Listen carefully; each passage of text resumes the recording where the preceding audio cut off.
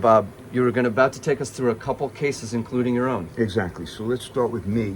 So this shoe looks pretty normal when you look at it. It's a high top shoe, except it wasn't a high top. It was a low top that we converted into a high top because I need that ankle support. So this is added on.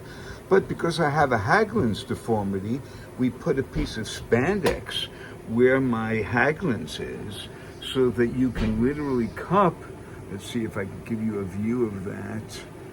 Putting it through. Nice. There it is, to accommodate my Haglund's deformity. But my biggest problem is at the base of fifth, my styloid process. Everything sticks out. So we've literally split open the shoe. And it may be hard to see, but you can see that white on the lateral side. That's where we split it open and made it wider. Brilliant. To accommodate the base of fifth. Here's a brand new shoe being made for me right now, and you can see inside there is that white platform that's built to accommodate the base of fifth. So we've made the shoe wider on the lateral side to accommodate people with Jones fractures, people with all kinds of lateral inversion-related problems and bony prominences.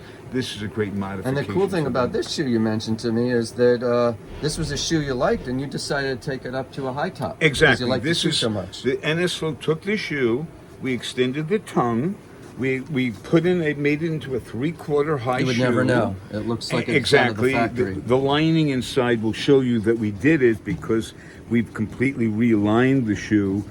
New fresh padded collar for me, and the rocker sole.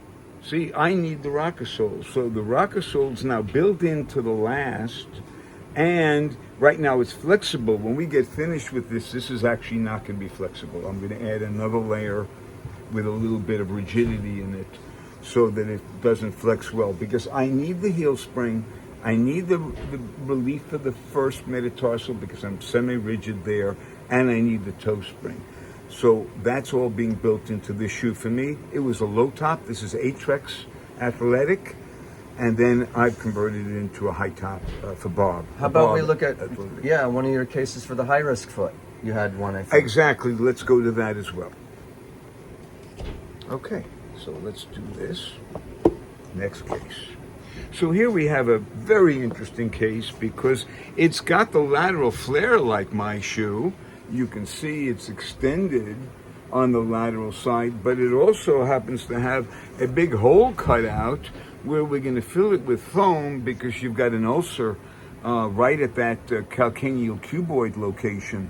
And so as a result of it, we're going to fill that with a polyurethane foam, a liquid to solid type of foam that will leave it at about a 25 durometer density. So it'll be very cushiony, but also very durable. It will not pack down because we're using a polyurethane that won't pack down. So there's for the ulcer foot. Also, if you look at the upper, we've literally taken and changed the upper so that we put an unlined, very stretchy leather upper for the hammer toes. Nice. So there's no pressure there. Yeah, it's and like it's softer than kid leather. It is. It almost feels like a nylon. Well, but it's a leather. This is probably in the sheepskin or one of those categories that has a lot of stretch to the upper leather. And then again, the sole has been constructed to accommodate that lateral base, but extra toe spring is also built into the heel and the toe in this particular case, because again, this is a high-risk foot. We're actually using some PPT Poron as the liner inside the shoe as the insole material. We love this material because it rebounds. It's a memory foam that'll come back again and again to its original height and density. So even though it's very cushiony, it's very durable. It won't pack down. So that's important for this foot. Well, Bob, I appreciate you doing this. You've certainly given me a lot of insight, and I think the viewer a lot of insight as to the difference that technical, as you say, Da Vinci eye has for really honing in on how to make the foot feel more comfortable and prevent breakdown. Thanks so much for doing this. Thank you, man. Thank you so much. It's a pleasure to have you in our workshop. Yeah, this is like Santa's workshop under the Hanukkah bush, right? Exactly. All right. Thank you. Yeah. Till next time. This is Dr. Ben Pearl with Bob Schwartz at Eneslow with Fit Foot U. Thank you.